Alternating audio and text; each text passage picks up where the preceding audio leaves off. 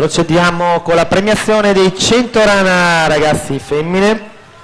Premierà sempre il signor Ivan Zanardo della ditta Z-Pool. Al terzo posto medaglia di bronzo in 1.1795 per la Stella Marina Tartaglia Francesca.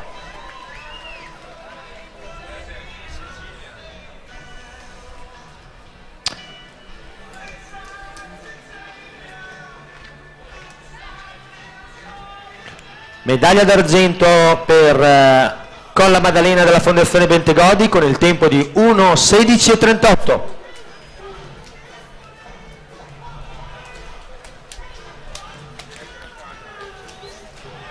Ed è prima con il tempo di 1.15.25 la sua squadra è Aquapolis, mascotto Beatrice.